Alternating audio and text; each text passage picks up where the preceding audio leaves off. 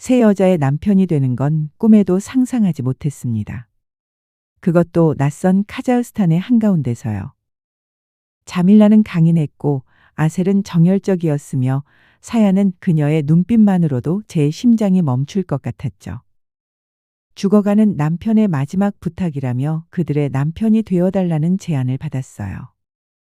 처음엔 말도 안 된다며 손살에 쳤죠.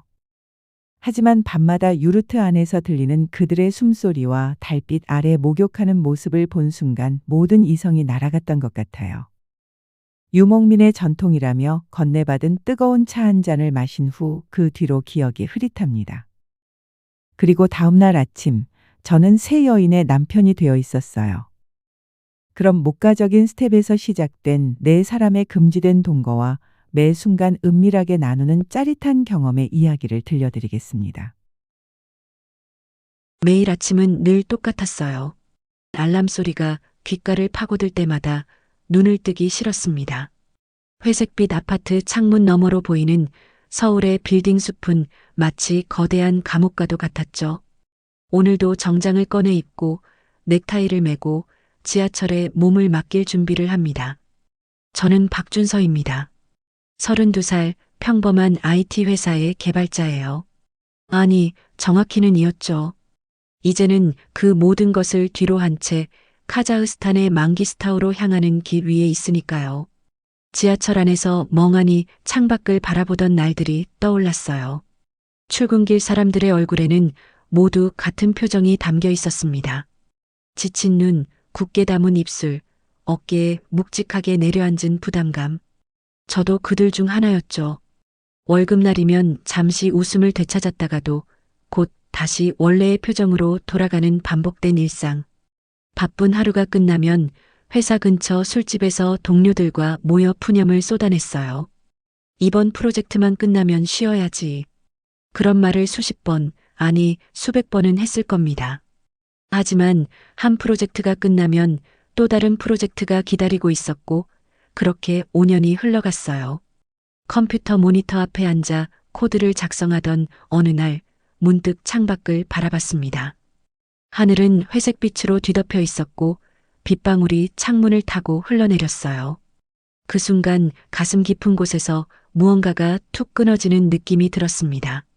마치 오랫동안 팽팽하게 당겨진 고무줄이 마침내 끊어진 것 같았죠.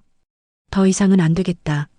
그날 밤 집으로 돌아와 세계 지도를 펼쳐놓고 오랫동안 바라봤어요. 손가락으로 대륙을 따라 천천히 움직이다가 카자흐스탄에 멈췄습니다. 그 중에서도 망기스타우. 카스피해와 맞닿은 그곳은 마치 다른 행성처럼 느껴졌어요. 인터넷에서 찾아본 사진 속 황토색 대지와 끝없이 펼쳐진 스텝은 제 가슴을 두근거리게 했습니다. 다음 날 회사에 사직서를 제출했어요. 상사의 얼굴에 드러난 놀란 표정이 아직도 선명하게 기억납니다. 갑자기 무슨 일이에요? 회사에서 뭐 불만 있었어요? 아니요, 회사 탓은 아니었어요. 그저 제 인생의 방향을 바꿔보고 싶었을 뿐이죠. 부모님께 전화를 걸었을 때 길고 무거운 침묵이 이어졌습니다. 아버지의 한숨 소리가 귓가에 울렸어요. 아들아, 내가 하고 싶은 일을 하렴. 하지만 후회하지는 마라. 어머니는 더 많이 걱정하셨죠. 준서야, 거기가 어디야? 위험하지 않을까? 언제 돌아올 거니? 그때 저는 대답할 수 없었어요. 돌아올지, 언제 돌아올지 저도 알 수 없었으니까요. 친구들의 반응은 제각각이었습니다. 누군가는 부러워했고 누군가는 미쳤다고 했어요. 어떤 친구는 진지하게 제 정신 상태를 걱정하기도 했죠. 하지만 모두가 같은 질문을 던졌습니다. 왜 하필 카자흐스탄이야? 저도 명확한 답을 갖고 있지 않았어요. 그저 세계 지도에서 손가락이 멈춘 곳이었을 뿐인데 그 이름이 자꾸만 제 머릿속을 맴돌았습니다. 망기스타우. 그 낯선 이름에 제 미래가 담겨 있는 것만 같았어요. 퇴직금으로 중고 지프차를 구입했습니다. 녹슨 문짝과 낡은 엔진을 가진 이 차가 앞으로 제 집이 될 거예요. 짐은 최소한으로 꾸렸습니다. 옷 몇 벌, 노트북, 카메라, 그리고 비상금. 더 많은 것은 필요하지 않았어요. 오히려 가벼워진 삶이 편안하게 느껴졌습니다. 출발 전날 밤 아파트 베란다에 서서 서울의 야경을 바라봤어요. 반짝이는 빌딩들, 끝없이 이어지는 차량들의 불빛, 그리고 그 속에서 분주하게 움직이는 사람들. 이 모든 것을 떠나려 한다는 사실이 비현실적으로 느껴졌습니다. 가슴 한편에서는 두려움이 밀려왔어요. 정말 이대로 떠나도 괜찮을까? 하지만 다른 한편에서는 흥분과 설렘이 가득했죠. 새벽에 출발했습니다. 한적한 도로를 달리며 점점 멀어지는 서울의 실루엣을 백미러로 바라봤어요. 마음 한켠에 아쉬움이 맴돌았지만 그보다 더 큰 기대감이 가슴을 채웠습니다. 국경을 넘는데 꽤 시간이 걸렸어요. 중국, 러시아를 지나 마침내 카자흐스탄에 도착했을 때는 이미 출발한 지 열흘이 지났습니다. 알마티 공항에 도착하자마자 느껴지는 공기는 서울과 확연히 달랐어요. 건조하고 맑은, 그리고 어딘가 원시적인 느낌의 공기였습니다. 공항을 나서자 광활한 대지가 눈앞에 펼쳐졌어요. 멀리 보이는 산맥과 그 앞으로 끝없이 이어지는 초원. 서울에선 결코 볼 수 없었던 풍경이었습니다. 마치 시간이 멈춘 것 같은 이곳에서 깊은 숨을 들이마셨어요. 카자흐어로 된 간판들과 표지판들이 낯설게 느껴졌습니다. 영어나 한국어로 된 안내문은 거의 찾아볼 수 없었어요. 공항 카페에서 커피를 주문하려고 했을 때 말이 통하지 않아 애를 먹었죠. 손짓과 표정으로 겨우 의사소통을 했습니다. 이곳에서 저는 완전한 이방인이었어요. 망기스타우로 가는 길은 더욱 험난했습니다. 포장된 도로가 끝나고 흙길이 시작되자 지프차가 심하게 흔들렸어요. 창문 밖으로 보이는 풍경은 점점 더 황량해졌습니다. 울창한 숲도 높은 빌딩도 없는 그곳은 오직 하늘과 땅만이 만나는 지평선이 끝없이 이어졌어요. 해가 질 무렵 차를 멈추고 밖으로 나왔습니다. 사방이 고요했어요. 서울에서는 상상할 수 없는 적막함이었습니다. 귀를 기울이면 바람소리와 멀리서 들려오는 동물들의 울음소리만이 들렸어요. 하늘에는 셀 수 없이 많은 별들이 빛나고 있었습니다. 도시의 불빛에 가려져 볼 수 없었던 은하수가 제 머리 위에서 장관을 이루었어요. 그 순간 마음속 깊은 곳에서 평화로움이 밀려왔습니다. 서울에서 느끼던 압박감과 불안함이 조금씩 사라지는 것 같았어요. 여기서는 아무도 저에게 기대하지 않았고 어떤 마감일도 성과도 중요하지 않았습니다. 그저 지금 이 순간, 이 광활한 자연 속에 제가 존재한다는 사실만이 중요했어요. 차 안으로 돌아와 침낭을 펼쳤습니다. 내일은 또 어떤 풍경이 기다리고 있을지, 어떤 사람들을 만나게 될지 기대감에 쉽게 잠들 수 없었어요. 하지만 이상하게도 불안하지는 않았습니다. 오히려 오랜만에 느끼는 진정한 자유로움이 제 마음을 가득 채웠어요. 눈을 감으며 생각했습니다. 여기서 무엇을 찾게 될까? 아직 답을 알 수 없었지만 그 질문 자체가 이미 서울에서의 삶보다 훨씬 의미 있게 느껴졌어요. 망기스타우로 향하는 이 여정이 저에게 어떤 변화를 가져올지, 어떤 새로운 나를 만나게 될지 기대감으로 가슴이 벅차올랐습니다. 스텝의 바람 소리를 들으며 저는 서서히 잠에 빠져들었어요. 내일은 또 다른 시작이 될 것입니다. 망기스타우의 황토색 대지를 달린 지 이틀째 모든 것이 잘못되기 시작했어요. 차 계기판의 연료 경고등이 깜빡이기 시작했습니다. 지도를 펼쳐보았지만 가장 가까운 주유소까지도 100km는 더 가야 했죠. 입안이 바싹 말랐습니다. 물통을 들어 올리니 얼마 남지 않은 물이 흔들렸어요. 갑자기 공포가 밀려왔습니다. 이 광활한 스텝 한가운데서 연료와 물이 떨어진다면? 휴대폰은 이미 오래전에 전파를 잡지 못했고 위성전화 같은 비상장비도 준비하지 않았어요. 얼마나 어리석었는지 깨달았습니다. 서울의 편안함에 익숙해져 있던 제가 준비도 제대로 하지 않고 이런 오지로 떠나다니. 심장이 빠르게 뛰기 시작했어요. 이마에서는 식은땀이 흘러내렸고 목이 메어왔습니다. 차를 세우고 깊게 숨을 들이마셨어요. 패닉에 빠지면 안 됩니다. 침착하게 생각해야 해요. 지도를 다시 한번 자세히 살펴봤습니다. 근처에 마을이나 거주지가 있을까요? 아무것도 표시되어 있지 않았어요. 단지 끝없는 평원만이 이어질 뿐이었죠. 다시 차를 출발시켰습니다. 연료를 아끼기 위해 천천히 달렸어요. 지평선 어딘가에 인간의 흔적이 있기를 바라며 사방을 주시했습니다. 태양이 점점 서쪽으로 기울었어요. 곧 어두워질 거예요. 막막함이 가슴을 짓눌렀습니다. 그때였어요. 먼 지평선 위로 가느다란 연기 한 줄기가 보였습니다. 인간의 흔적이에요. 심장이 다시 뛰기 시작했어요. 이번에는 공포가 아닌 희망으로요. 연기를 향해 차를 몰았습니다. 1시간쯤 달렸을까요? 지형이 조금씩 변하기 시작했어요. 평평했던 대지가 완만한 언덕으로 바뀌었고 언덕 너머로 3개의 둥근 형태가 보였습니다. 유르트예요. 유목민들의 전통 가옥인 유르트가 분명했습니다. 안도감이 밀려왔어요. 차를 세우고 조심스럽게 다가갔습니다. 갑자기 2마리의 큰 개가 짖으며 달려왔어요.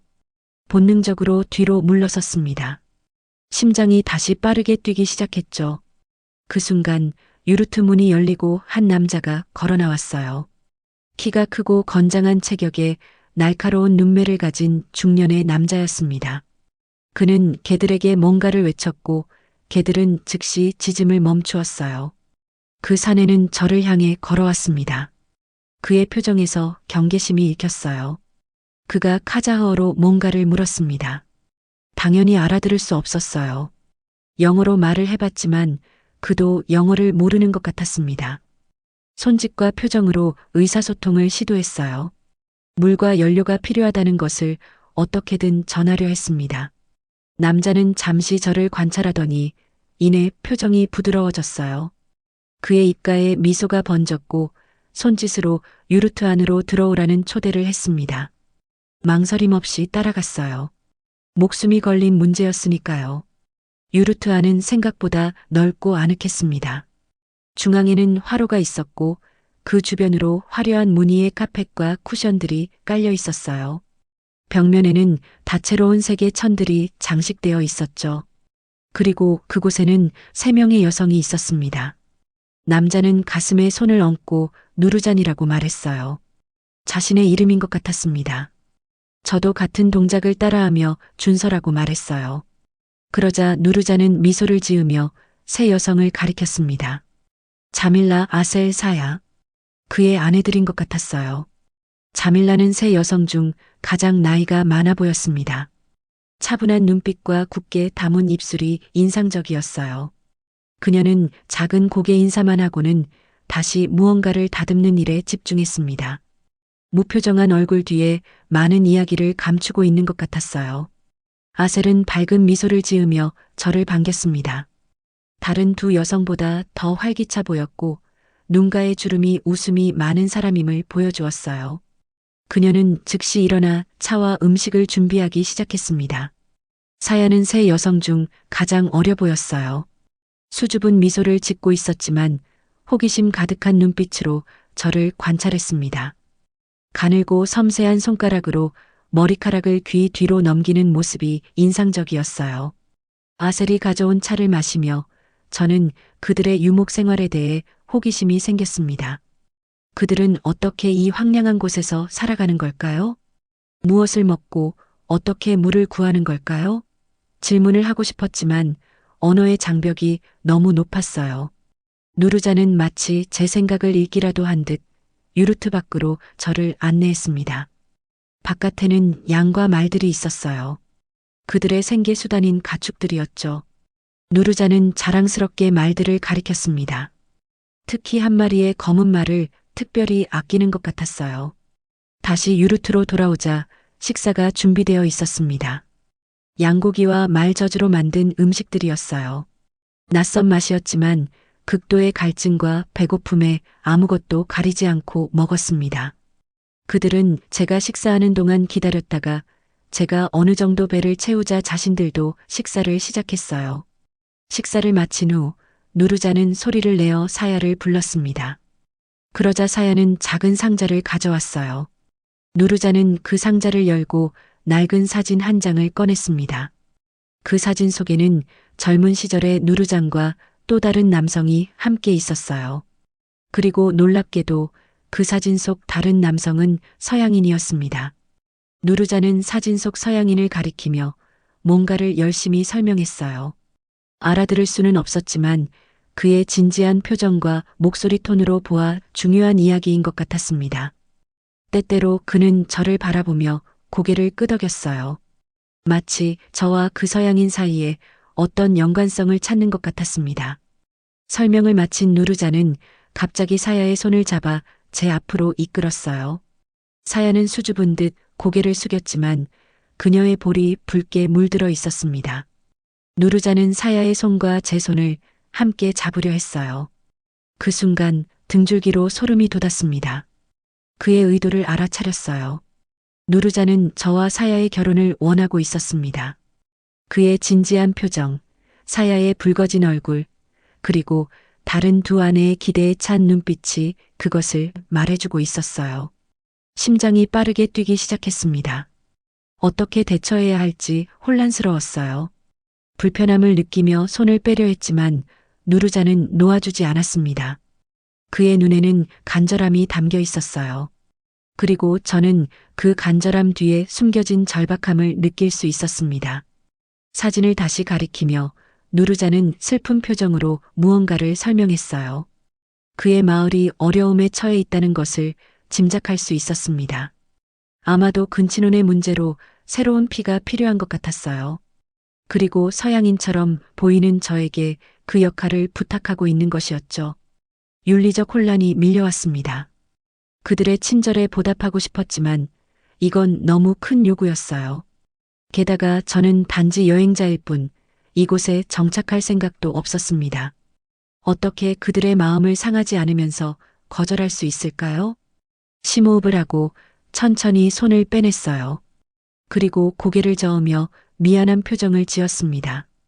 누르잔의 얼굴에 실망감이 스쳐 지나갔어요. 사야는 고개를 더 깊이 숙였고 자밀라와 아셀은 서로 시선을 교환했습니다. 불편한 침묵이 유르트 안을 가득 채웠어요. 이 상황을 어떻게 해결해야 할까요? 그들의 마음을 상하게 하고 싶지 않았습니다. 특히 목숨을 구해준 은인들인데요. 하지만 결혼은 정말 불가능한 요구였어요. 그때 누르잔이 다시 입을 열었습니다. 이번에는 그의 목소리에 분노보다는 이해의 색채가 담겨 있었어요. 그는 제 어깨를 두드리며 미소를 지었습니다. 제 거절을 받아들인 것 같았어요. 안도감이 밀려왔습니다. 하지만 동시에 마음 한켠에서는 그들에게 도움을 주지 못하는 미안함이 자리 잡았어요. 누르자는 이제 다른 이야기로 화제를 돌렸습니다. 그는 제 차를 가리키며 연료와 물에 대해 물었어요. 적어도 그 의미는 알아들을 수 있었죠. 누르자는 내일 아침 인근 마을까지 안내해주겠다고 손짓으로 설명했습니다. 그곳에서 연료와 물을 구할 수 있을 거라고요. 감사함이 가슴을 채웠어요. 위기의 순간에 그들은 낯선 여행자를 도와주고 있었습니다. 밤이 깊어갔습니다. 그들은 제게 유르트 한쪽에 잠자리를 마련해 주었어요. 양가죽 이불과 카펫이 놓인 아늑한 공간이었습니다. 하지만 쉽게 잠들 수 없었어요. 오늘의 모든 사건이 머릿속을 맴돌았습니다. 특히 누르잔의 제안과 그 뒤에 숨겨진 절박함이요. 스텝의 바람 소리를 들으며 어떻게 하면 그들에게 도움을 줄 수 있을지 고민했어요. 결혼은 아니더라도 다른 방법으로 그들의 어려움을 덜어줄 수 있지 않을까요? 내일 인근 마을에 가면 더 많은 정보를 얻을 수 있을지도 모릅니다. 별이 총총 빛나는 하늘 아래 저는 새로운 결심을 했어요. 이 여정은 단순한 여행이 아니라 어쩌면 누군가에게 도움을 줄 수 있는 기회일지도 모른다는 생각이 들었습니다. 비로소 편안한 마음으로 눈을 감았어요. 내일은 또 다른 모험이 기다리고 있을 테니까요. 아침이 밝았습니다. 유르트 안으로 스며드는 햇살에 눈을 떴어요. 잠시 어디에 있는지 혼란스러웠지만 곧 어제의 기억이 물밀듯이 밀려왔습니다. 누르잔의 가족, 그들의 친절, 그리고 그 이상한 재앙까지. 자리에서 일어나 밖으로 나가려는데 갑자기 누르잔이 심하게 기침하는 소리가 들렸어요. 그 기침 소리는 단순한 감기가 아닌 것 같았습니다.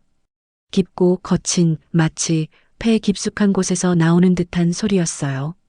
걱정스러운 마음에 소리가 나는 방향으로 조심스럽게 다가갔습니다. 누르자는 유르트 한쪽 구석에 앉아 있었어요. 그의 얼굴은 창백했고 이마에는 식은땀이 맺혀 있었습니다. 자밀라가 그의 등을 가만히 두드리고 있었어요. 제가 다가가자 누르자는 힘겹게 미소를 지었습니다. 그의 눈에는 고통이 서려 있었어요. 자밀라는 저를 보더니 고개를 저었습니다. 그녀의 표정에서 깊은 슬픔과 체념이 읽혔어요. 누르잔이 손짓으로 제게 앉으라고 했습니다. 망설임 없이 그 옆에 앉았어요. 그는 천천히 셔츠를 걷어 올렸고 그의 가슴에는 깊은 상처 자국이 있었습니다. 오래된 수술 자국 같았어요. 그리고 그 주변으로 피부가 푸르스름하게 변해 있었습니다. 그가 기침을 하며 손수건을 입에 댔을 때 손수건에 묻어나온 핏자국을 볼 수 있었어요. 심장이 무겁게 가라앉았습니다. 누르자는 심각한 병을 앓고 있었어요. 아마도 폐결핵이거나 다른 심각한 폐 질환일 것입니다. 자밀라가 누르잔에게 약을 건넸습니다. 누르잔은 그것을 삼키고 나서 다시 저를 바라봤어요. 그의 눈빛이 달라져 있었습니다. 어제의 강인함은 사라지고 대신 깊은 고뇌와 절박함이 담겨 있었어요. 누르자는 천천히 말하기 시작했습니다. 물론 저는 카자흐어를 알아들을 수 없었지만 그의 표정과 손짓으로 어느 정도 이해할 수 있었어요. 그는 자신의 가슴을 가리키고 하늘을 가리키며 슬픈 표정을 지었습니다. 자신이 곧 죽을 것이라는 의미였어요. 가슴이 아팠습니다. 누르잔의 어제 제안이 갑자기 다른 의미로 다가왔어요. 그것은 단순한 문화적 관습이 아니라 죽음을 앞둔 남자의 절박한 부탁이었습니다. 자신이 떠난 후 가족들을 보살펴 달라는. 누르잔은 다시 사진을 꺼내 들었습니다. 그 서양인과 자신이 함께 찍은 사진이요. 사진을 가리키며 무언가를 설명했어요. 그 서양인이 예전에 이 지역을 여행하다 그들의 가족과 인연을 맺었던 것 같았습니다. 그리고 누르자는 제가 그 서양인처럼 선한 사람이라고 생각하는 것 같았어요. 자밀라가 다가와 누르잔의 어깨를 감쌌습니다. 그녀의 눈에는 눈물이 고여 있었어요. 아셀과 사야도 그 옆에 모여들었습니다. 가족들은 이미 누르잔의 상태를 알고 있었던 것 같았어요. 그리고 그들의 표정에서 체념과 두려움을 읽을 수 있었습니다. 누르잔은 다시 한번 사야의 손을 잡아 제게 내밀었습니다. 하지만 이번에는 강요하는 느낌이 아니었어요. 그저 간절한 부탁이었습니다. 자신이 떠난 후 이 가족들을 돌봐달라는. 마음이 무거웠습니다. 어떻게 대답해야 할지 몰랐어요. 저는 단지 여행자였고 곧 떠날 사람이었습니다. 그들과 함께 살며 책임을 질 수는 없었어요. 하지만 그들의 슬픔과 두려움 앞에서 단호하게 거절할 수도 없었습니다. 천천히 고개를 저었습니다. 그리고 손짓으로 설명하려 했어요. 제가 떠나야 한다는 것, 하지만 도움이 필요하면 돌아오겠다는 것을. 누르잔의 눈에 실망감이 스쳤지만 이내 이해의 빛이 돌아왔습니다. 그는 힘없이 고개를 끄덕였어요. 그날 오후 누르잔의 상태는 급격히 악화되었습니다. 기침이 더 심해졌고 열이 올라 몸을 떨었어요. 자밀라는 허브와 약초로 만든 차를 끓였지만 별 효과가 없어 보였습니다. 아셀은 계속해서 그의 이마에 차가운 수건을 얹었고 사야는 무언가를 중얼거리며 기도하는 것 같았어요. 밤이 깊어갈수록 누르잔의 호흡은 더 거칠어졌습니다.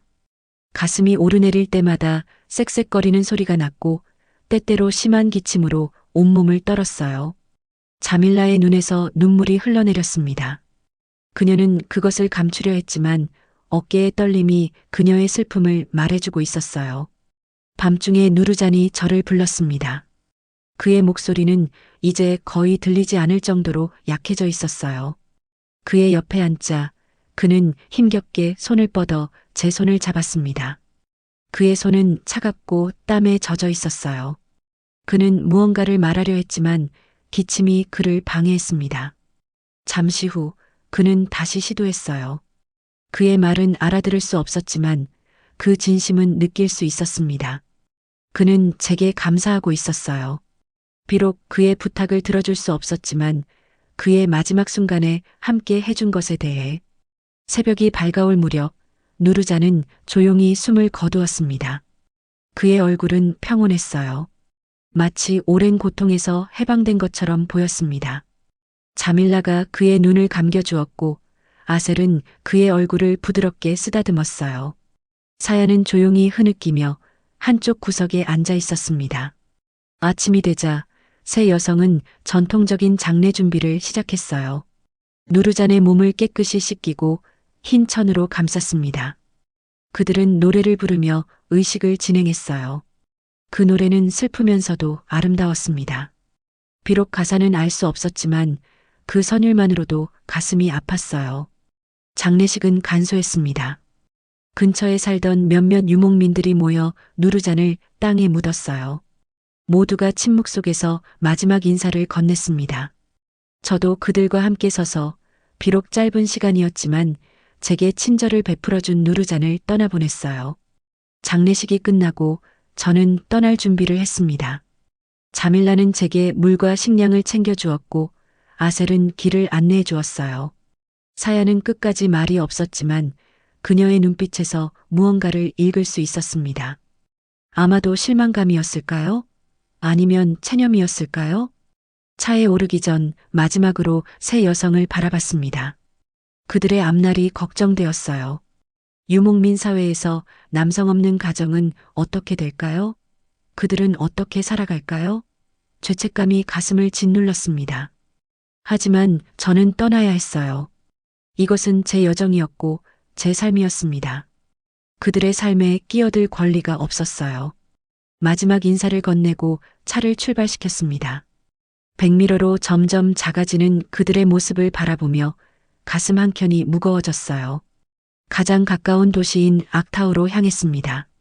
그곳에서 연료와 식량을 보충하고 여정을 계속할 생각이었어요. 하지만 악타우에 도착해보니 마을 사람들이 분주하게 움직이고 있었습니다. 뭔가 심상치 않은 분위기였어요. 영어를 할 줄 아는 한 젊은이에게 물어보니 큰 눈보라가 오고 있다고 했습니다. 이 지역에서는 드문 강도의 폭풍이라고요. 모두가 대피 준비를 하고 있었어요. 그 순간 자밀라, 아셀, 사야가 떠올랐습니다. 그들은 폭풍에 대해 알고 있을까요? 준비는 되어 있을까요? 유르트가 그 강한 바람을 견딜 수 있을까요? 불안감이 밀려왔어요. 결심했습니다. 그들에게 돌아가야 했어요. 경고라도 해줘야 했습니다. 서둘러 연료와 식량을 구입하고 다시 유르트가 있는 곳으로 향했어요.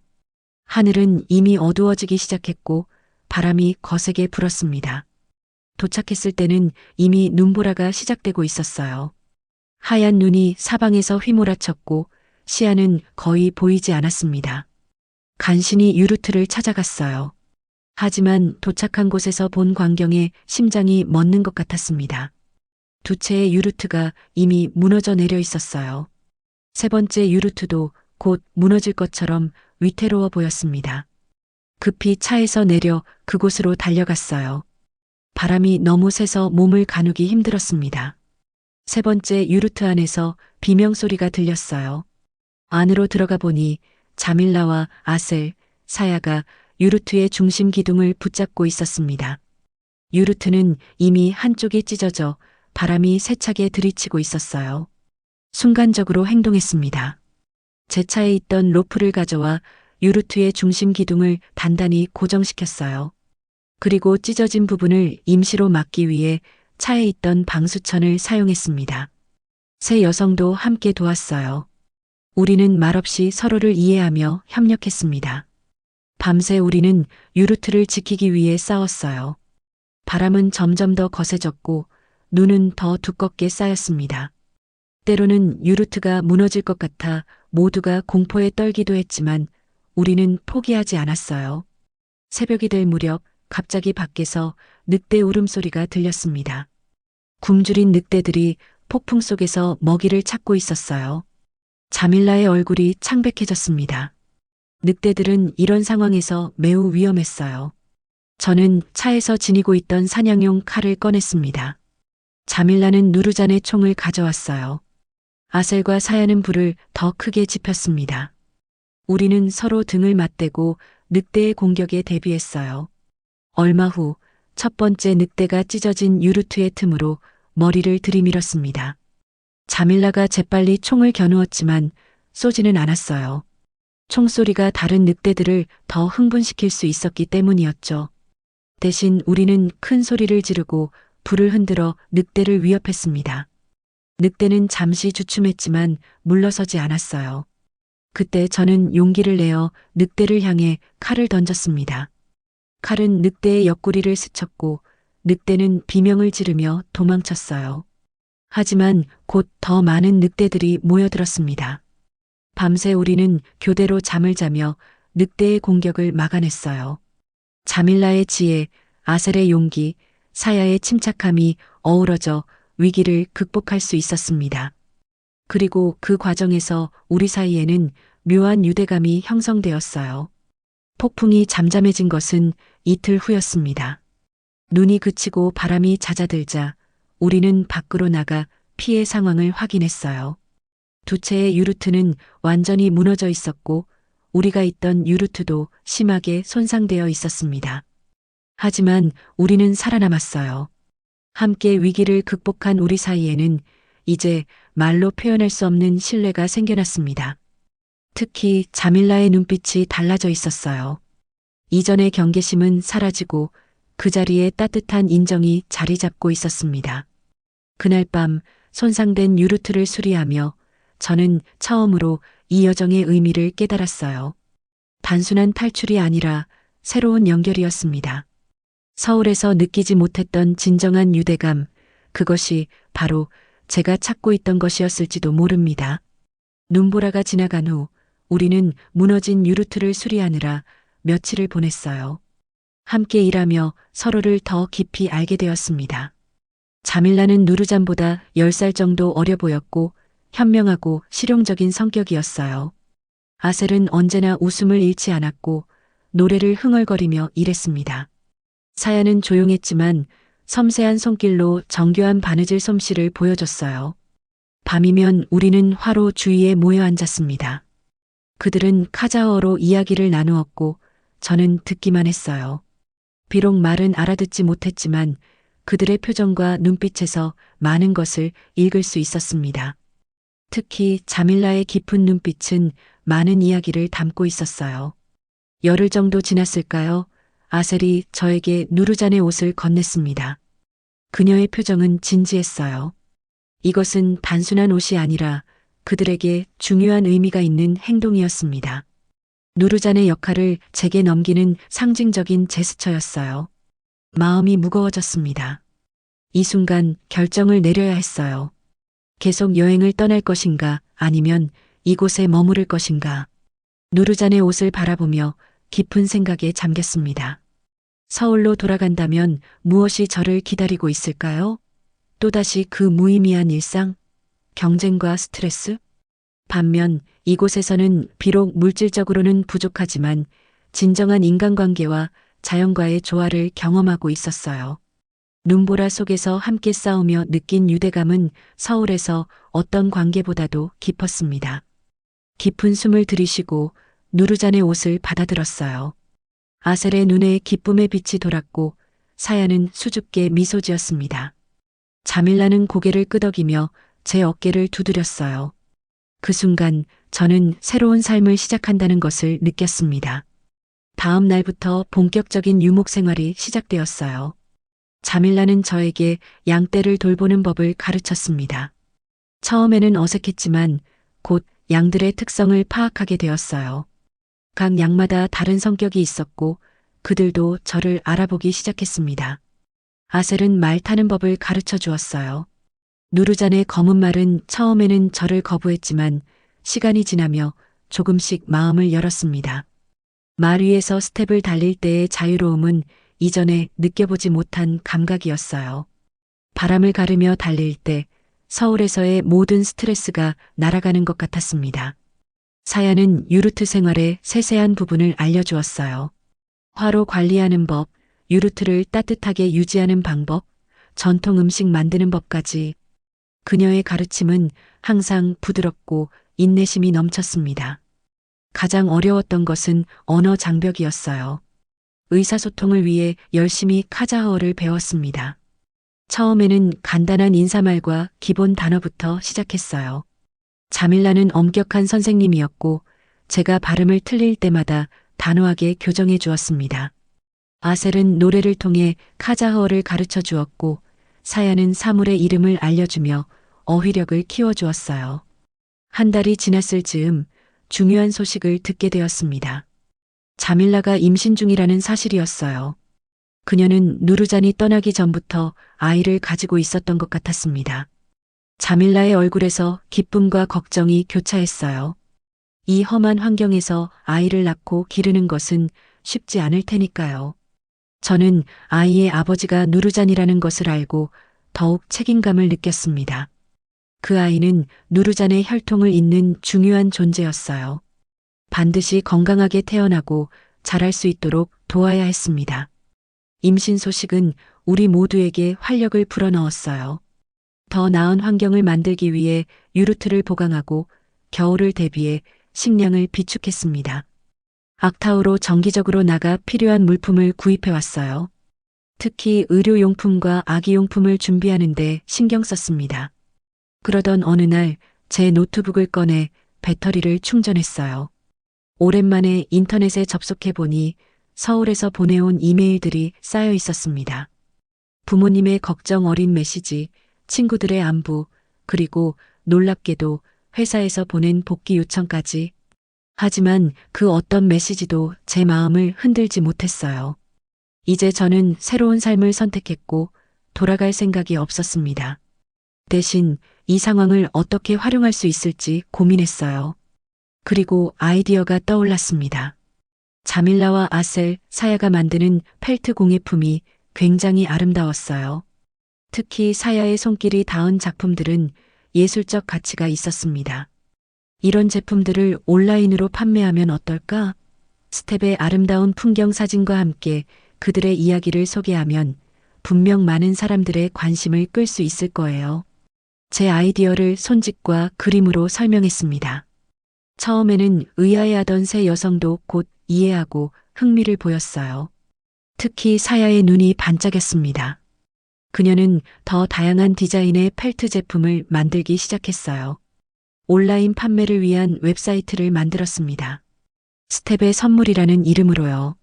처음에는 주문이 별로 없었지만 제가 찍은 스텝의 사진과 유목민 생활 이야기가 소셜미디어에서 조금씩 관심을 받기 시작했어요.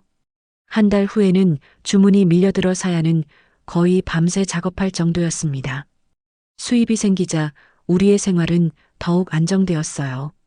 악타우의 작은 창고를 임대해 배송기지로 사용했고 일주일에 한 번씩 그곳에 가서 주문 처리를 했습니다. 덕분에 의료 서비스도 받을 수 있었고 아기를 위한 준비도 더 철저히 할 수 있었어요. 하지만 경제적 변화는 갈등도 가져왔습니다. 자밀라는 전통적인 방식을 고수하길 원했고 너무 많은 현대화에 반대했어요. 아셀은 변화를 환영했지만 돈의 사용에 있어 다소 즉흥적이었습니다. 사야는 중간 입장이었어요. 특히 자밀라와의 갈등이 컸습니다. 그녀는 제가 너무 서구적인 방식으로 일을 진행한다고 느꼈어요. 한 번은 제가 온라인 마케팅을 위해 그들의 생활 모습을 더 많이 공개하자고 제안했을 때 자밀라는 강하게 반대했습니다. 그녀의 눈에는 분노와 배신감이 서려 있었어요. 며칠 동안 서로 말을 하지 않았습니다. 아셀이 중재를 시도했지만 상황은 쉽게 나아지지 않았어요. 그러던 어느 날 밤 자밀라가 갑자기 산통을 느꼈습니다. 예정일보다 2주 정도 빨랐어요. 급히 그녀를 차에 태우고 악타우 병원으로 향했습니다. 자밀라는 고통 속에서도 강인함을 잃지 않았어요. 그녀의 손을 꼭 잡고 병원에 도착할 때까지 용기를 북돋아 주었습니다. 다행히 출산은 순조롭게 진행되었어요. 건강한 사내아이가 태어났습니다. 자밀라는 아이를 팔에 안고 눈물을 흘렸어요. 그녀는 아이의 이름을 누르라고 지었습니다. 누르잔의 이름에서 따온 이름이었어요. 아이의 탄생은 우리 사이의 갈등을 녹였습니다. 작은 누르를 바라보며 우리는 서로의 차이보다 더 중요한 것이 있음을 깨달았어요. 바로 이 새로운 생명과 우리가 함께 만들어가는 가족이었습니다. 병원에서 돌아온 후 자밀라와 진지한 대화를 나눴어요. 그녀의 우려를 이해하게 되었고 전통과 현대의 균형을 어떻게 맞출지에 대해 합의했습니다. 온라인 비즈니스는 계속하되 그들의 사생활과 전통을 존중하는 선에서만 콘텐츠를 공개하기로 했어요. 누르의 탄생 후 몇 달이 지나자 놀라운 일이 일어났습니다. 아셀과 사야도 임신을 했어요. 그들의 얼굴에서 기쁨과 기대가 빛났습니다. 우리의 가족은 더욱 커질 예정이었어요. 이제 더 큰 책임감을 느꼈습니다. 3명의 아내와 곧 3명이 될 아이들, 이 모든 가족을 부양하기 위해서는 더 안정적인 수입원이 필요했어요.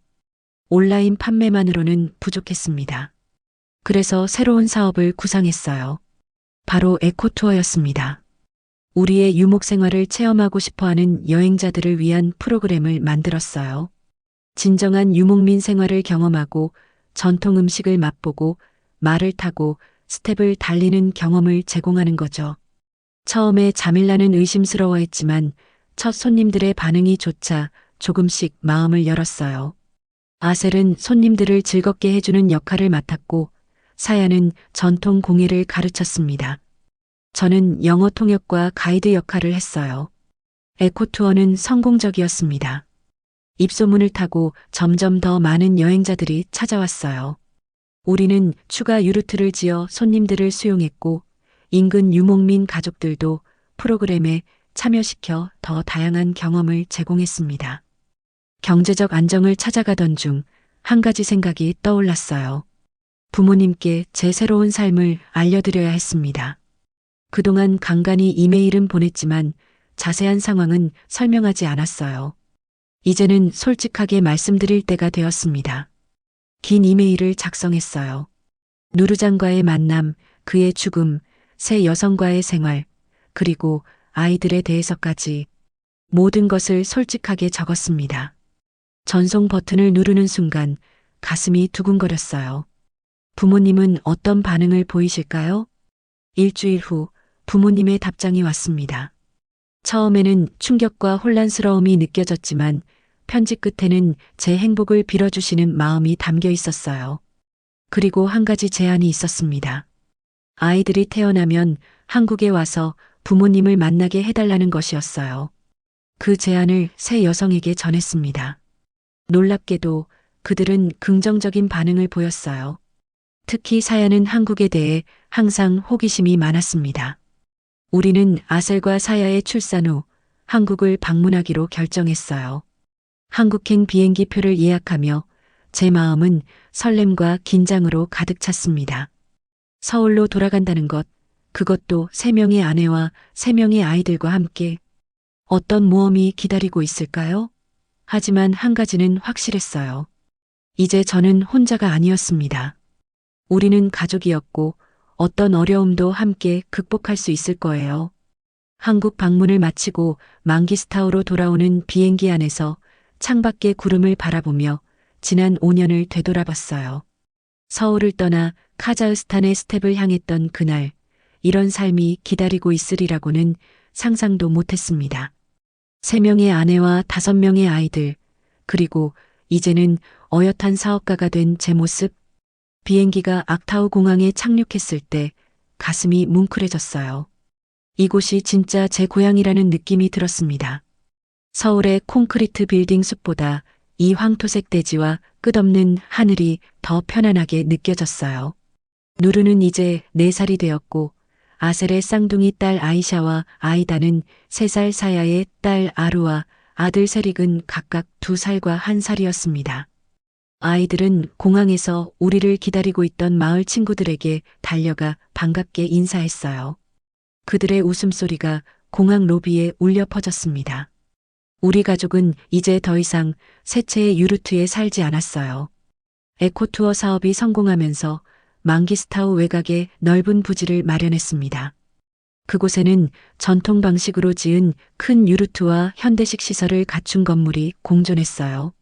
전통과 현대의 조화, 그것이 우리 가족의 모습이기도 했습니다. 집으로 돌아오는 길, 차창 밖으로 펼쳐진 광활한 스텝을 바라봤어요.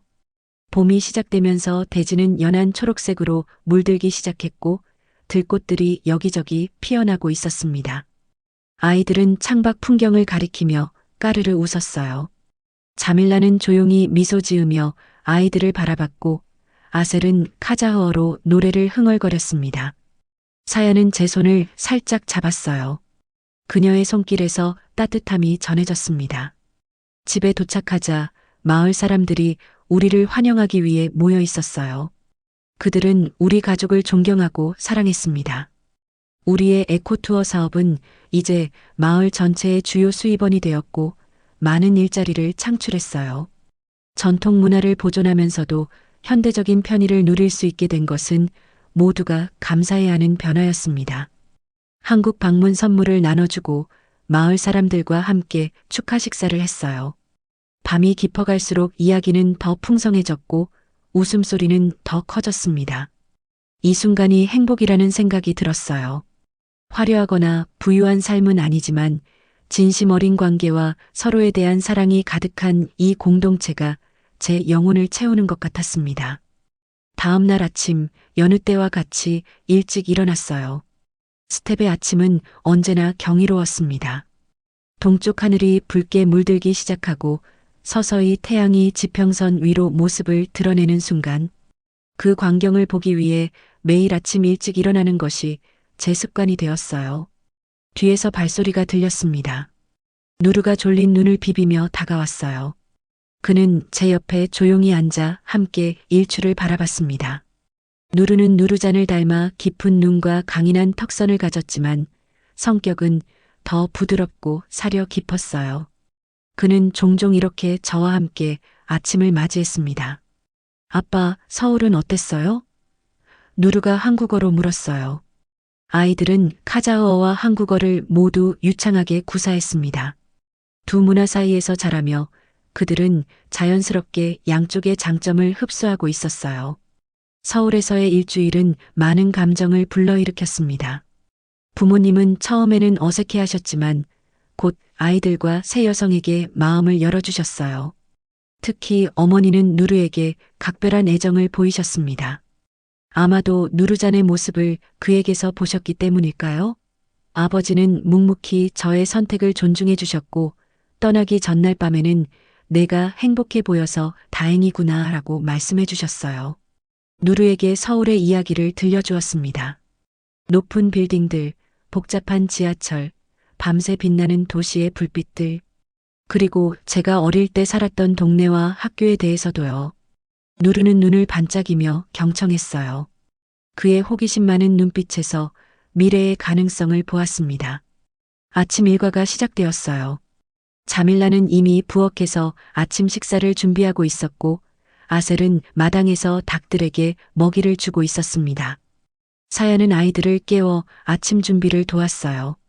우리 가족의 일상은 이렇게 평화롭게 흘러갔습니다. 아침 식사 후 에코투어 센터로 향했어요. 오늘은 새로운 관광객 그룹이 도착하는 날이었습니다. 에코투어 사업은 해마다 성장해서 이제는 전 세계에서 손님들이 찾아왔어요. 특히 한국에서 오는 방문객들이 많아졌습니다. 아마도 제 이야기가 소셜미디어를 통해 알려진 덕분일 거예요. 센터에 도착하자 직원들이 반갑게 맞아주었습니다. 그들 대부분은 지역 주민들이었어요. 우리 사업이 시작되기 전에는 일자리가 거의 없었지만 지금은 많은 가정이 안정적인 수입을 얻게 되었습니다. 그것이 제게는 가장 큰 보람이었어요.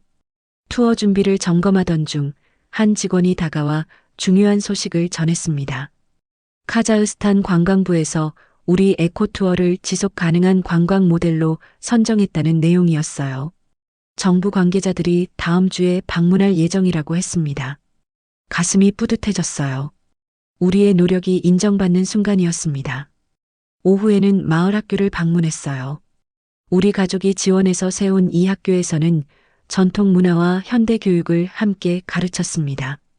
아이들은 유목민의 지혜를 배우는 동시에 컴퓨터와 외국어도 공부했어요. 누르와 아셀의 쌍둥이도 이곳에 다니기 시작했습니다.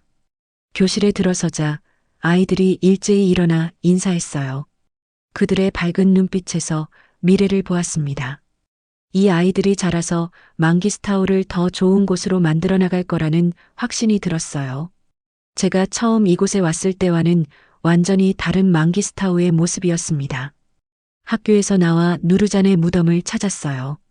그의 무덤 주위에는 이제 작은 정원이 조성되어 있었습니다. 자밀라가 정성껏 가꾸는 곳이었어요. 무덤 앞에 잠시 앉아 생각에 잠겼습니다. 누르잔이 없었다면 지금의 제 삶도 없었을 거예요. 그의 마지막 부탁이 제 인생을 완전히 바꿔놓았습니다. 저녁이 되자 온 가족이 큰 유르트에 모였어요. 화로 주위에 둘러앉아 그날 있었던 일들을 나누는 시간이었습니다. 아이들은 학교에서 배운 것들을 자랑스럽게 이야기했고 자밀라는 새로운 허브차 레시피를 소개했어요. 아셀은 다음 축제 준비에 대해 설명했고 사야는 조용히 미소 지으며 듣고 있었습니다. 밤이 깊어가고 아이들이 잠든 후 혼자 유르트 밖으로 나왔어요. 망기스타우의 밤하늘은 언제나 장관이었습니다. 수많은 별들이 검은 하늘을 수놓고 있었고 은하수는 마치 강물처럼 흐르는 것 같았어요. 서울에서는 결코 볼 수 없었던 광경이었습니다. 별빛 아래 서서 제 여정을 되돌아봤어요. 5년 전 의미 없는 삶에 지쳐 무작정 떠났던 그 청년이 이제는 한 가족의 가장이자 지역사회의 중요한 일원이 되었습니다. 누가 이런 변화를 예상했을까요? 서울에서의 생활이 가끔 그립기도 했어요. 편리한 도시 생활, 오랜 친구들과의 만남, 익숙한 음식들. 하지만 그 그리움은 잠시뿐이었습니다. 이곳에서 찾은 행복과 의미가 그 모든 것보다 컸으니까요. 자밀라, 아셀, 사야와의 관계는 시간이 지날수록 더 깊어졌어요. 처음에는 의무감과 책임감으로 시작된 관계였지만 이제는 진정한 사랑과 존중으로 변화했습니다. 그들 각자의 개성과 지혜가 우리 가족을 더욱 풍요롭게 만들었어요. 자밀라의 강인함과 지혜는 우리 가족의 중심축이었습니다. 그녀는 어떤 위기 앞에서도 흔들리지 않는 굳건함을 보여주었어요. 아셀의 밝음과 열정은 우리 삶에 활력을 불어넣었고 사야의 섬세함과 창의력은 우리 사업의 핵심이 되었습니다. 아이들은 더욱 특별했어요. 그들은 두 문화의 가교였습니다. 한국의 정서와 카자흐스탄의 전통을 모두 이해하고 사랑하는 아이들. 그들의 미래는 어떤 모습일까요? 아마도 우리보다 더 넓은 세계를 품게 될 것 같았습니다. 별들을 바라보며 미래를 그려봤어요. 누르는 어쩌면 서울대학에서 공부하게 될지도 모릅니다. 아이샤와 아이다는 전통 음악에 관심이 많으니 세계를 무대로 카자흐스탄 음악을 알릴 수도 있겠죠. 아르는 이미 그림 그리기에 소질을 보이고 있으니 예술가가 될 수도 있을 거예요. 세릭은 아직 어리지만 그의 호기심 많은 눈빛을 보면 과학자나 탐험가가 될 것 같습니다. 우리 사업도 더 확장될 것입니다. 이미 인근 지역으로 에코투어 모델을 확산시키고 있었고 전통 공예품 수출도 늘어나고 있었어요. 그리고 언젠가는 서울에도 작은 지점을 열어 카자흐스탄의 문화를 소개하고 싶었습니다. 하지만 가장 중요한 것은 이 모든 것의 중심에 우리 가족이 있다는 사실이었어요. 어떤 성공이나 실패보다도 우리가 함께하는 이 순간들이 가장 소중했습니다. 아침 식탁에서 나누는 웃음, 아이들의 성장을 지켜보는 기쁨, 힘든 날 서로를 위로하는 따뜻함. 그것이 진정한 행복이었어요. 별빛 아래 서서 감사함을 느꼈습니다. 누르잔에게, 자밀라와 아셀, 사야에게, 아이들에게, 그리고 이 모든 변화를 가능하게 해준 망기스타우에게 이곳은 이제 제 영혼의 고향이었습니다. 유르트로 돌아가는 길, 누군가 부르는 소리가 들렸어요. 뒤돌아보니 사야가 서 있었습니다. 그녀는 조용히 다가와 제 곁에 섰어요. 함께 별을 바라보며 말없이 서로의 온기를 느꼈습니다. 때로는 말보다 침묵이 더 많은 것을 전달하기도 하죠. 사야의 손을 잡고 유르트로 향했어요. 안에서는 자밀라와 아셀이 차를 준비하고 있었습니다. 그들의 미소를 보며 생각했어요. 어쩌면 인생은 우리가 계획한 대로 흘러가지 않을지도 모릅니다. 하지만 때로는 예상치 못한 길이 가장 아름다운 목적지로 이어지기도 하는 것 같아요. 화로 주위에 둘러앉아 차를 마시며 내일의 계획을 나눴습니다. 봄 축제 준비, 관광부 방문 대비, 새로운 유르트 건설 등 할 일이 많았어요. 하지만 그 모든 것이 부담스럽지 않았습니다. 우리가 함께하는 한 어떤 도전도 극복할 수 있을 것 같았어요. 밤이 더 깊어갔습니다. 모두가 잠자리에 들었고 유르트 안은 평온한 침묵에 잠겼어요. 누워서 유르트 천장의 작은 구멍으로 보이는 별들을 바라봤습니다. 그 별빛 아래에서 제 마음은 완전한 평화를 느꼈어요. 내일은 또 다른 하루가 시작될 것입니다. 해가 뜨고 아이들이 깨어나고 일상이 이어질 거예요. 그 평범한 일상 속에서 우리는 우리만의 행복을 만들어갈 것입니다. 망기스타우의 별빛 아래 우리 이야기는 계속됩니다.